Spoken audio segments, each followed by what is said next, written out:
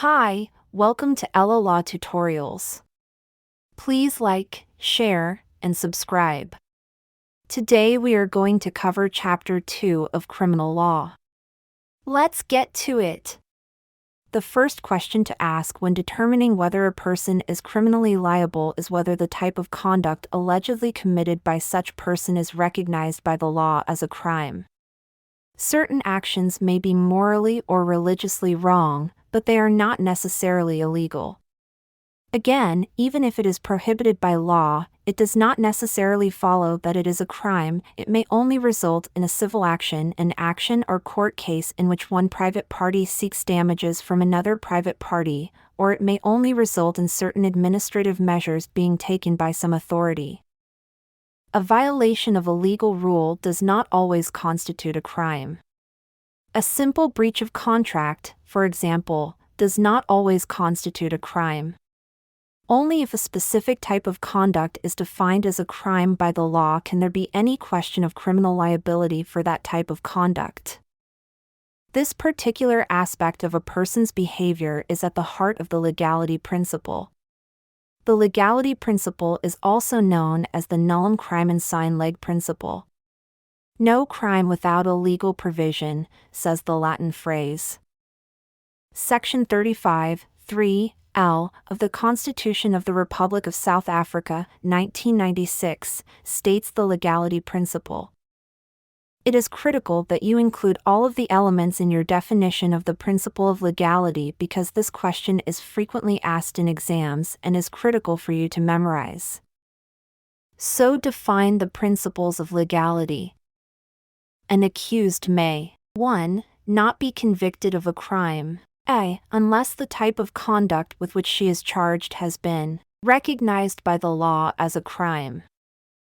b. In clear terms. c. Before the conduct took place. d. Without it being necessary to interpret the words in the definition of the crime broadly in order to cover the accused conduct, and 2. If convicted, not be sentenced unless the sentence also complies with the four requirements set out above under 1a, 2d. Done. Some things are worth memorizing, and this definition is one of it. You will secure ±5 marks on exams or assignments. Alright, let's move on. Now, if we examine the legality principle, we discover that it actually embodies 5 rules. We will give each of these rules a brief Latin label in order to make it easier for people to refer to the various rules. The following are these 5 guidelines. 1. A court may find an accused guilty of a crime only if the kind of act performed is recognized by the law as a crime. In other words, a court itself may not create a crime. This is the ius acceptum rule. 2. A court may find an accused guilty of a crime only if the kind of act performed was recognized as a crime at the time of its commission. This is the ius praevium rule. 3. Crimes ought not to be formulated vaguely. This is the ius certum rule. 4. A court must interpret the definition of a crime narrowly rather than broadly. This is the ius strictum rule. 5. After an accused has been found guilty, the 4 rules mentioned above must also be followed when it comes to imposing a sentence.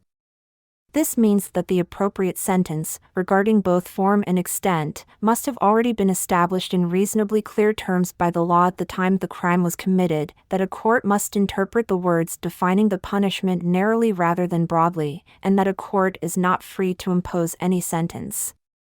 This is known as the nulla poena sine lege rule, or simply the nulla poena rule. In actuality, the various facets of the principle of legality can all be traced back to one fundamental idea, that a person should be aware of exactly what kind of behavior is illegal beforehand in order to act in a way that does not violate the criminal law. There is a connection between the rule of law and a democratic form of government. One of the reasons a judge shouldn't have the authority to create new crimes or expand the scope of existing crimes is that Parliament, as the assembly of the community's elected representatives, is best suited to determine which acts should be punished in accordance with the general will after examination and discussion. In contrast, the judge's role is to interpret the law rather than make it.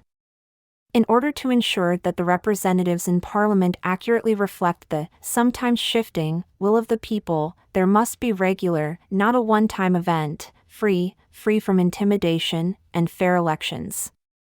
This relationship between legality and a democratic form of government naturally implies both of these requirements. There are 5 rules embodied in the principle of legality, namely, 1. Conduct must be recognized by the law. As a crime, ius acceptum. 2. Crimes should not be created with retrospective effect, ius praevium.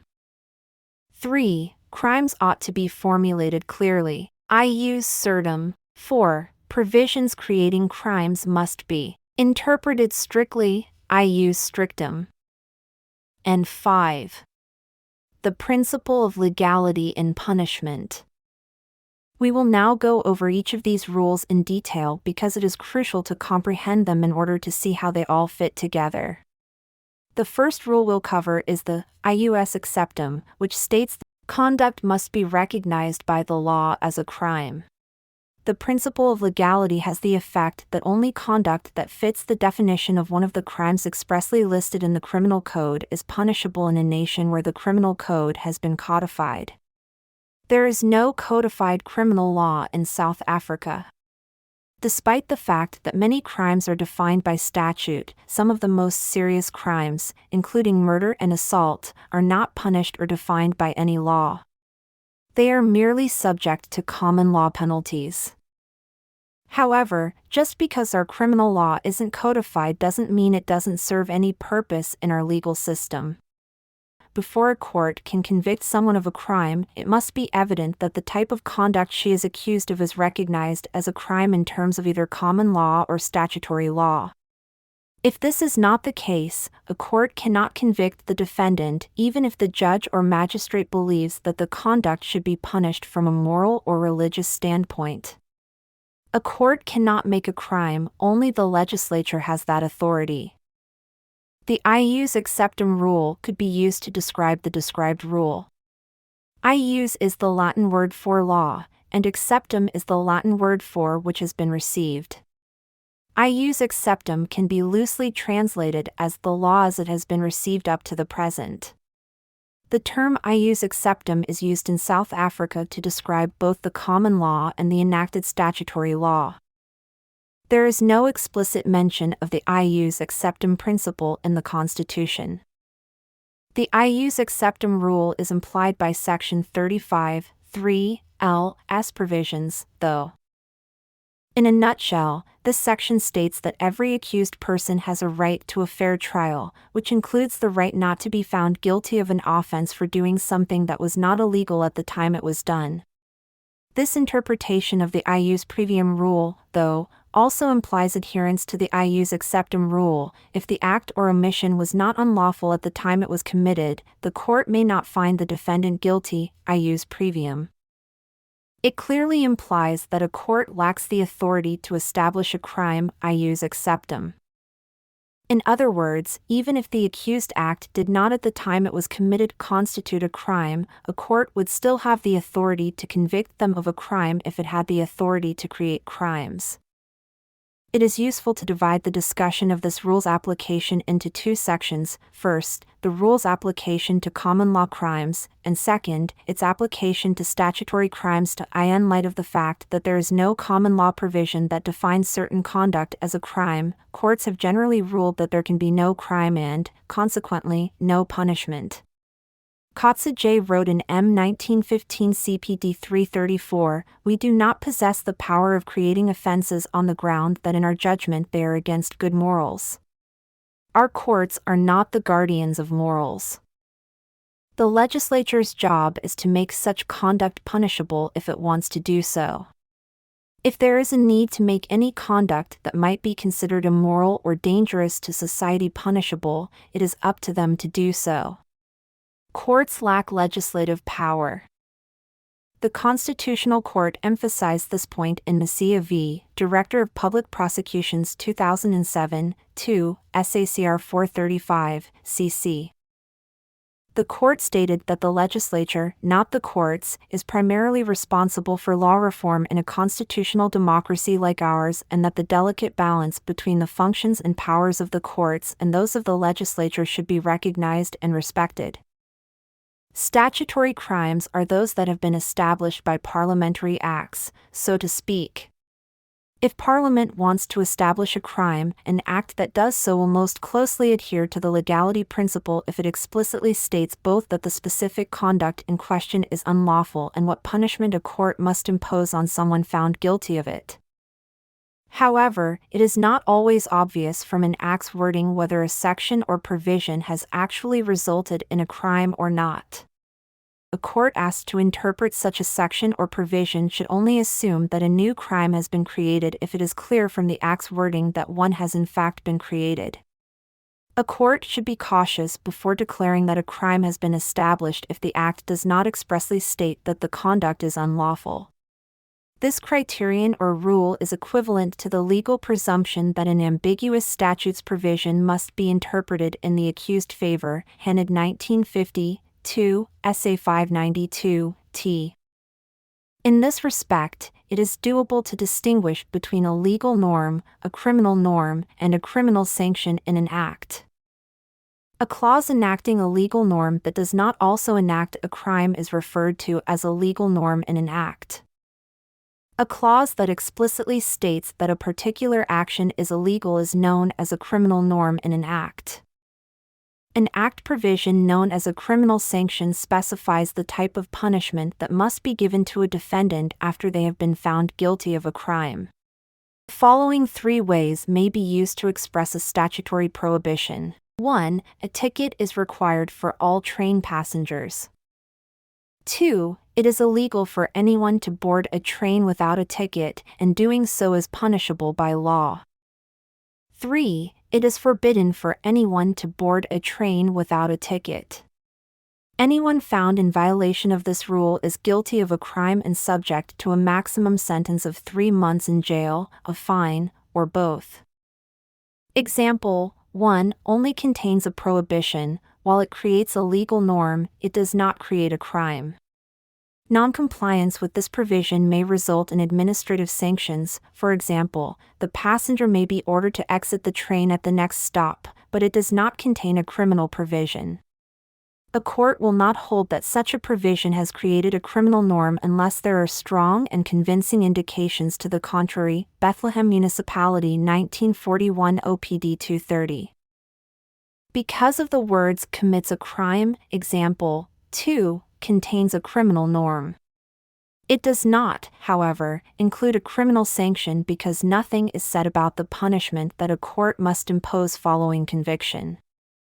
Example 3 contains both a criminal norm and a criminal sanction. The criminal sanction is contained in the words is punishable with imprisonment for a maximum period of 3 months or a maximum fine, or both, such imprisonment and fine, or both such imprisonment and fine. Before we can accept that a provision in an act created a crime, we must first establish that the provision contains a criminal norm. But what if a statutory provision establishes only a criminal norm but makes no mention of a criminal sanction?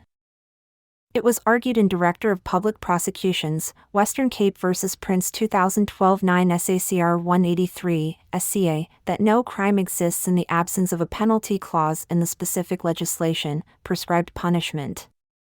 In other words, the argument was that a person accused of a statutory offense cannot be charged and found guilty of such an offense if the specific legislation does not also prescribe a sentence or punishment for the offense. This argument was rejected by the Supreme Court of Appeal. The court determined that there was no support for this claim in the case law. Although the presence or absence of a penalty clause, prescribed punishment, is an important factor in determining whether a crime has been created, the court held that it is not an essential factor because it may otherwise be very clear from the specific legislation that a crime was created. A court must consider the objectives of the specific legislation, in addition to focusing on the language used in the act.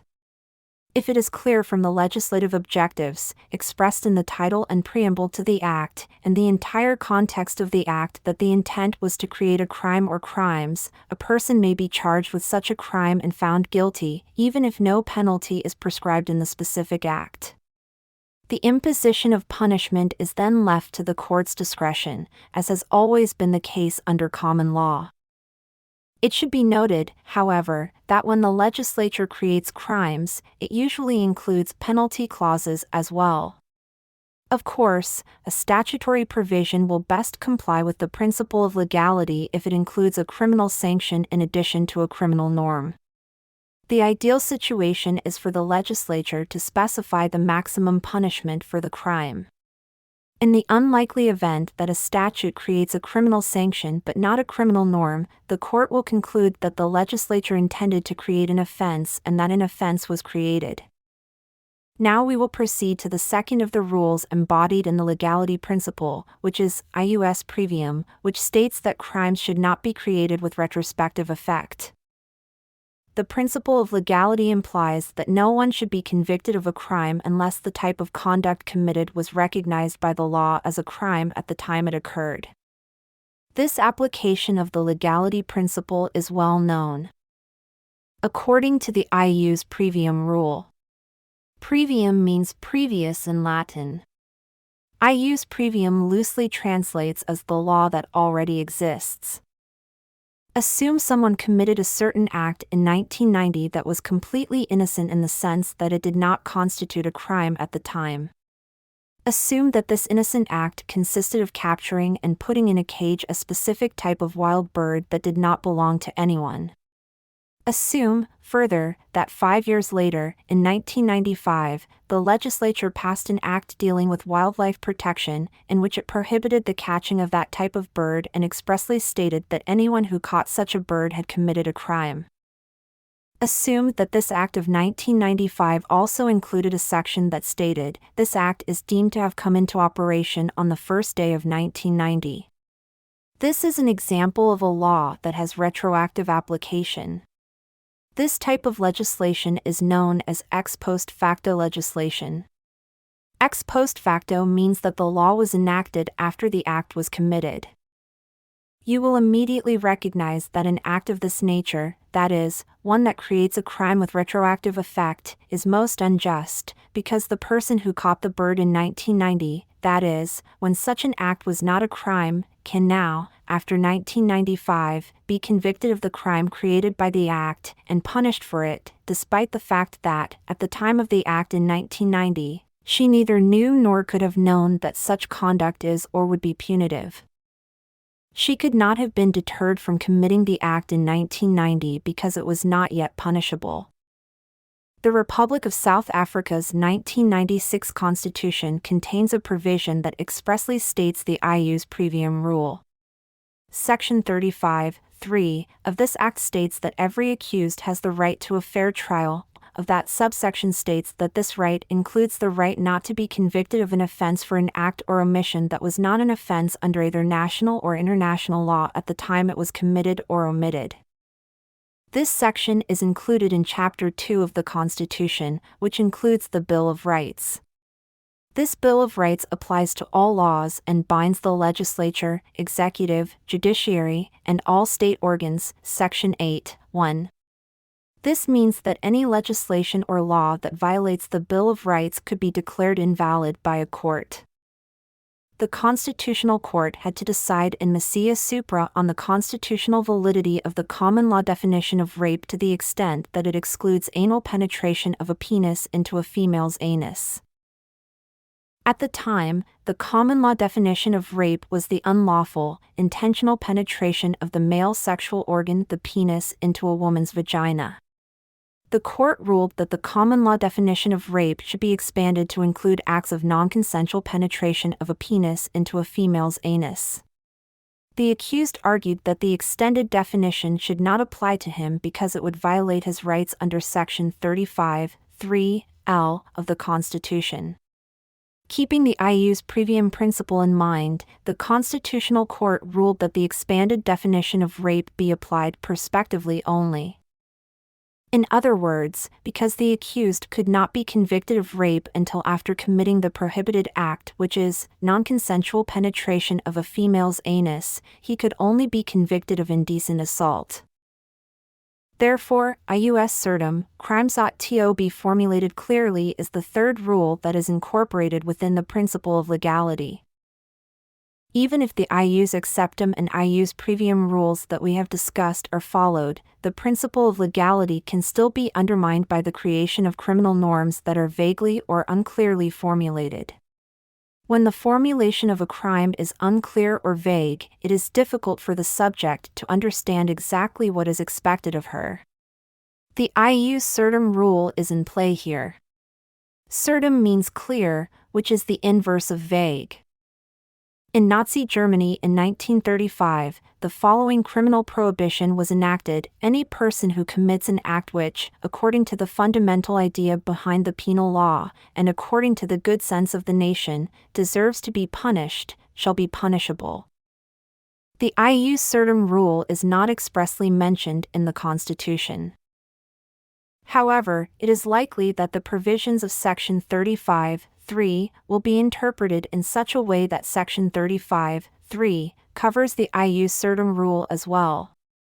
Such an interpretation of the section could be based on an accused right to a fair trial in general, or on the principle that if a criminal norm contained in legislation is vague or uncertain, it cannot be said that the accused act or omission amounted to a crime before the court interpreted the provision as one containing a criminal norm. The ius strictum rule is the fourth application of the principle of legality. Even if the three aspects of the legality requirement, namely ius acceptum, ius praevium, and ius certum, are met, the general principle can be undermined if a court is free to interpret broadly the words or concepts contained in the definition of the crime, or to extend their application through analogous interpretation. Ius strictum means strict law in Latin. It loosely translates as a legal provision that is strictly interpreted, for example, the inverse of widely. There is a well-known rule in statute interpretation that crime-creating provisions in statutes should be strictly interpreted.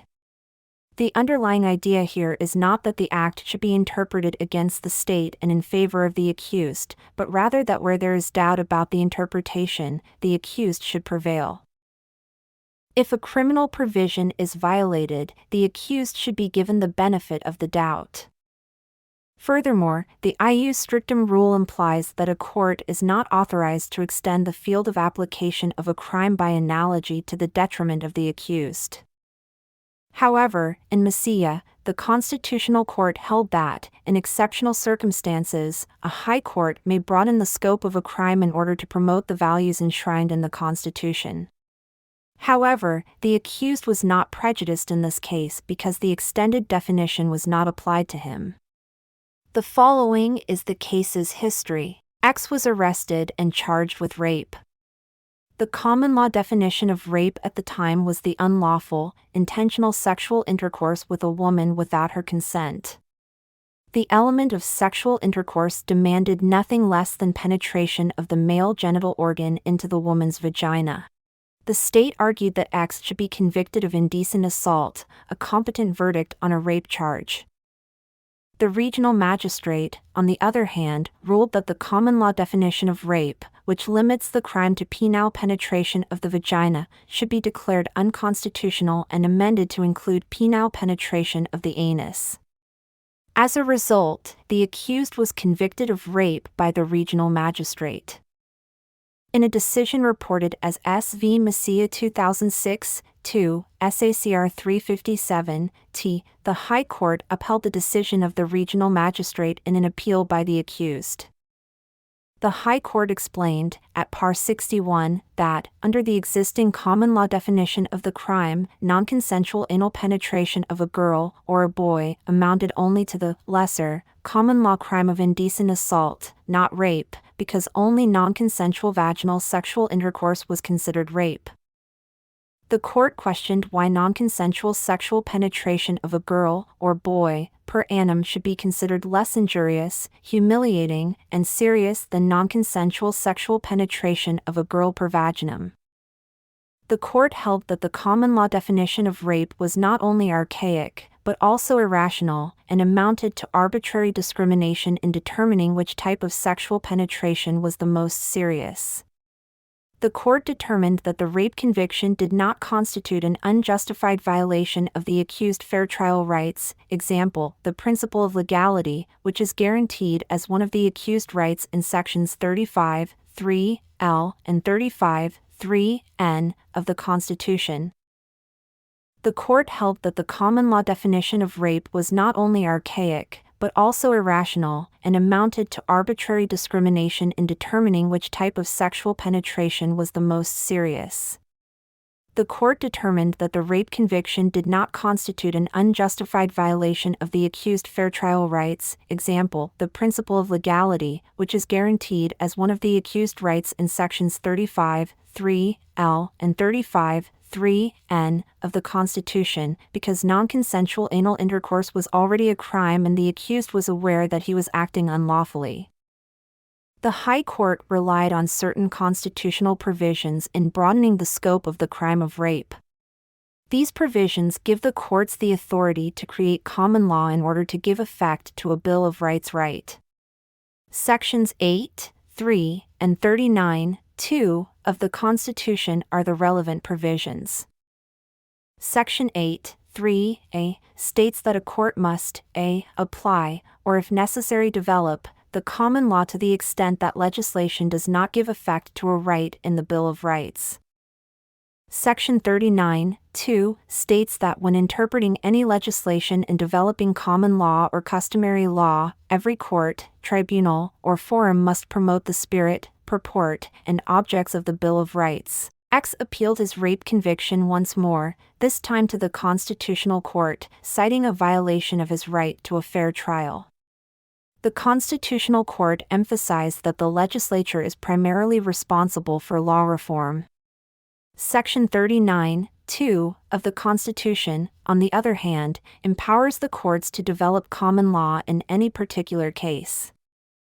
Where there is a deviation from the spirit, purpose, and objects of the Bill of Rights, the courts are obligated to develop common law by correcting the deviation. The Constitutional Court determined that the common law definition of rape was not unconstitutional, but that it needed to be modified to comply with the Bill of Rights provisions. The court concentrated solely on the facts before it and on the specific rights of women violated by the limited definition of common law rape, namely the rights of women to dignity, sexual autonomy, and privacy. The definition of crime was expanded in order to give effect to these rights only in the case of women. The court was especially concerned about protecting the rights of young girls who may not be able to distinguish between different types of penetration, namely penetration per annum. Although the consequences of non-consensual anal penetration differ from those of non-consensual vaginal penetration, the trauma associated with the former is just as humiliating, degrading, and physically damaging as that associated with the latter. By including penetration of a female's anus by a penis in the definition of rape, the law would protect vulnerable and disadvantaged women to a greater extent. This approach, according to the court, would harmonize common law with the spirit, purpose, and objects of the Bill of Rights. The court held that the principle of legality does not preclude the development of common law. Such a conclusion would be contrary to the Constitution's principles, which require the courts to ensure that common law is imbued with the spirit, purpose, and objects of the Constitution. However, when developing common law, it is only possible to do so in the future. The court ruled that developing common law retroactively in that case would violate the constitutional principle of legality. Foreseeability is one of the central tenets underlying the understanding of legality. The court explained that this meant that criminal law rules should be clear and precise, so that an individual can easily avoid committing crimes. In other words, fairness to the accused required that the expanded definition of rape not apply to him, but only to cases that arose after the case had been decided. As a result, X could only be convicted of indecent assault, not rape. The legality in punishment principle is the final one to consider. So far, we have considered the application of the legality principle to the creation, validity, formulation, and interpretation of crimes or definitions of crimes. The rules of ius acceptum, ius praevium, ius certum, and ius strictum are also applicable when dealing with the imposition of punishment. The maxim nulla poena sine lege, no penalty without a statutory provision or legal rules, is often used to express the application of the principle of legality to punishment, as opposed to the existence of the crime itself.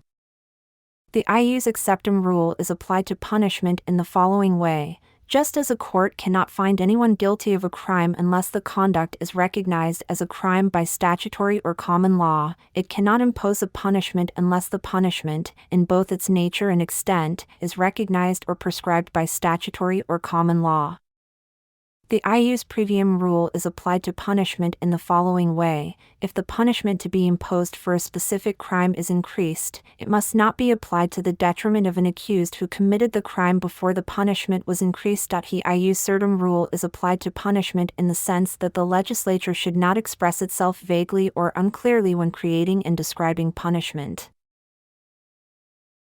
The ius certum rule is applied to punishment in the sense that the legislature should not express itself vaguely or unclearly when creating and describing punishment.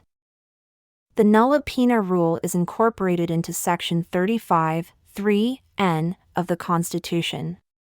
It states that the right to a fair trial includes the right to the least severe of the prescribed punishments if the prescribed punishments for the offense have changed between the time of the offense and the time of sentencing. So we've reached the end of Chapter 2, and we'll do a recap by doing the activity from the study guide. It's important to know these elements because they may be included in exams or assignments, so let's get started. Define the principle of legality. An accused may 1. Not be convicted of a crime, a. unless the type of conduct with which she is charged has been recognized by the law as a crime. B. In clear terms. C. Before the conduct took place. D. Without it being necessary to interpret the words in the definition of the crime broadly in order to cover the accused conduct. And 2. If convicted, not be sentenced unless the sentence also complies with the 4 requirements set out above under 1a, 2d. 2. Name the 5 rules embodied in the principle of legality, refer to the Latin terms. 1. Ius acceptum, which means the law that we have received, or the rule that a court may find an accused guilty of a crime only if the kind of act performed is recognized by the law as a crime. 2. Ius praevium, which means previous law, or the law that already exists, or the rule that a court may find an accused guilty of a crime only if the kind of act performed was recognized as a crime at the time of its commission. 3. Ius certum, which means clear law, or the rule that crimes ought not to be formulated vaguely. 4. Ius strictum, which means strict law, or the rule that a court must interpret the definition of a crime narrowly rather than broadly. And 5. Nulla poena sine lege, which explains no punishment without a legal provision, or the application of the rules of legality to punishment. 3. Discuss the role of the ius acceptum rule in determining whether a conduct constitutes a crime in terms of the common law, and b. a statutory provision has created a crime. Okay, so to answer question on 3a. In cases where there is no common law provision defining a particular act as a crime, courts have generally ruled that there can be no crime and no punishment. Kotze J. wrote in M. 1915 CPD 334, "We do not possess the power of creating offenses on the ground that in our judgment they are against good morals. Our courts are not the guardians of morals. The legislature's job is to make such conduct punishable if it wants to do so. If there is a need to make any conduct that might be considered immoral or dangerous to society punishable, it is up to them to do so. A court cannot pass legislation 4. Distinguish between a legal norm, a criminal norm, and a criminal sanction. A legal norm in an act is a provision that creates a legal rule but does not also create a crime. A criminal norm in an act is a provision that states unequivocally that certain behavior is illegal. A criminal sanction is a provision in an act that specifies the punishment that a court must impose after convicting someone of a crime. Okay, number 5. With reference to the decision of the Supreme Court of Appeal in DPPV Prince, discuss how our courts should determine whether a statutory offense has been created if there is no punishment prescribed for the offense in the particular legislation. It was argued that no crime exists in the absence of a penalty clause in the specific legislation, prescribed punishment. In other words, the argument was that a person accused of a statutory offense cannot be charged and found guilty if there is no sentence or punishment prescribed for the offense in the relevant legislation. This argument was rejected by the Supreme Court of Appeal. The court determined that there was no support for this claim in the case law. Although the presence or absence of a penalty clause, prescribed punishment, is an important factor in determining whether a crime has been created, at par 15, the court held that it is not an essential factor. D. In addition to focusing on the language used in the Act, a court must consider the specific legislation's objectives.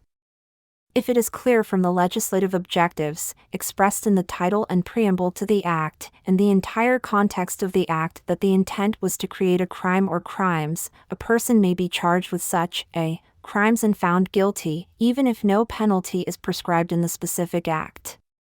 The imposition of punishment is then left to the court's discretion, as has always been the case under common law. It should be noted, however, that when the legislature creates crimes, it usually includes penalty clauses as well. Let's move to question 6. Define the ius praevium rule. Crimes should not be created with retrospective effect. Question 7. Define the ius certum rule. Crimes ought to be formulated clearly. Question 8. Discuss the decision of the Constitutional Court in Masiya. The court stated that in a constitutional democracy like ours, the legislature, not the courts, bears the primary responsibility for law reform, and that the delicate balance between the functions and powers of the courts, on the one hand, and the functions and powers of the legislature, on the other, whereas those of the legislature should be acknowledged and respected. Question 9. Discuss the ius strictum rule. Even if 3 aspects of the legality requirement are met, namely ius acceptum, ius praevium, and ius certum, the general principle can be undermined if a court is free to interpret broadly the words or concepts contained in the definition of the crime, or to extend their application by analogous interpret. 10. Discuss the principle of legality in punishment. The rules of ius acceptum, ius praevium, ius certum, and ius strictum are also applicable when dealing with the imposition of punishment. The maxim nulla poena sine lege, no penalty without a statutory provision or legal rules, is often used to express the application of the principle of legality to punishment, as opposed to the existence of the crime itself. The ius acceptum rule is applied to punishment in the following way. Just as a court cannot find anyone guilty of a crime unless the conduct is recognized as a crime by statutory or common law, it cannot impose a punishment unless the punishment, in both its nature and extent, is recognized or prescribed by statutory or common law. The ius praevium rule is applied to punishment in the following way. If the punishment to be imposed for a specific crime is increased, it must not be applied to the detriment of an accused who committed the crime before the punishment was increased. The ius certum rule is applied to punishment in the sense that the legislature should not express itself vaguely or unclearly when creating and describing punishment. When it comes to punishment, the ius strictum rule states that if a provision in an act that creates and prescribes a punishment is ambiguous, the court must strictly interpret the provision. The nulla poena rule is incorporated into Section 35, 3, n, of the Constitution. It states that the right to a fair trial includes the right to the least severe of the prescribed punishments if the prescribed punishments for the offense have changed between the time the offense was committed and the time of sentencing. This was a very long series of Chapter 2, we hope it makes things clearer. Please go to your study guide and ask your lectures for more clarity, as we only want to supplement your books, not replace them. I hope this was helpful. Please remember to like, share, and subscribe to LLB tutorials.